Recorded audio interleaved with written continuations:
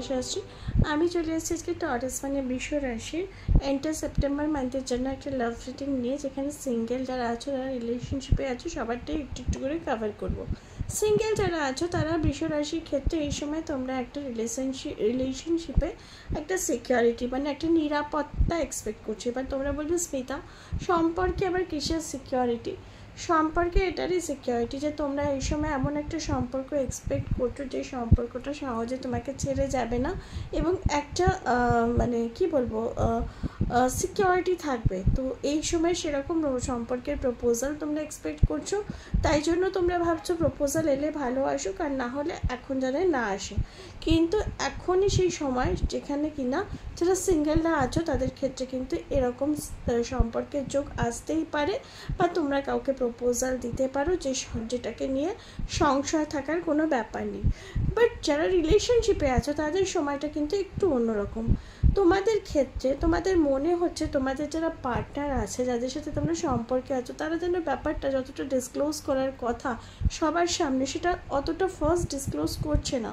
খুব হাইড করে করে খুব স্লোলি তাদের প্রোগ্রেস হচ্ছে, এবং সেটার কারণেই তোমরা কিন্তু খুব দ্বন্দ্বে এবং টেনশনের মাঝে মাঝেই থাকবে, এবং তোমাদের মনে হবে যে সম্পর্কটা তোমরা এক্সপেক্ট করছো বা যেটা এক্সপেক্ট করছো সেটা ফাইনালি হবে। তো হ্যাঁ, সেটা হবে।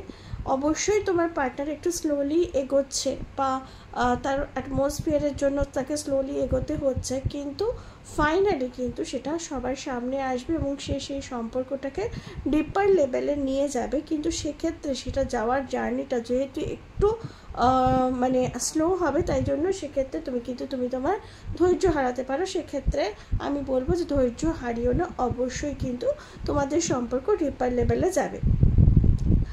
যাদের এই সময় সম্পর্কে ব্রেকআপ হয়ে গেছে, যে সমস্ত টরাসদের ক্ষেত্রে তোমরা দেখতে পাচ্ছ, সেই সমস্ত টরাসদের সম্পর্কেও কিন্তু একটা আরেক সেকেন্ড চান্সেস বেশ কিছু টরাসদের ক্ষেত্রে পেতে পারো, মানে রিকনস্ট্রাকশন দেখতে পাওয়া যাচ্ছে।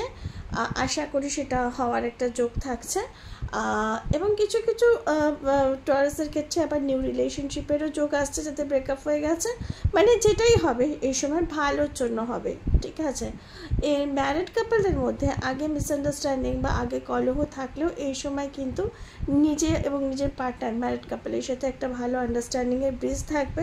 তোমাদের বিভিন্ন রকমের কথা সমস্ত কিছুর পরেও কিন্তু এই সময় একেবারে কমিউনিকেশন বন্ধ হবে না। ঝামেলা যদি হলেও সম্পর্কে কিন্তু একটা বন্ডিং থাকবে, কিন্তু কিছু কিছু থার্ড পার্টি ইন্টারফারেন্স থাকবে। থার্ড পার্টি মানে আবারও বলে দিচ্ছি, যেটা তোমরা বারবার ভুল বোঝো। তোমরা ভাবো যে তোমার পার্টনার হয়তো কোনো মানুষের সাথে রিলেশনশিপে থাকলেই হবে। থার্ড পার্টি মানে সেটা তার কাজ হতে পারে, সেটা তার রিলেটিভ হতে পারে, ফ্রেন্ড হতে পারে। তো থার্ড পার্টির জন্য কিন্তু ম্যারিড কাপলের সম্পর্কে কিন্তু একটু প্রবলেম হতে পারে। তাহলে এই ছিল ওভারঅল টরাসের রিডিং। আমি করলাম লাভ রিডিং সেপ্টেম্বর মাসের জন্য।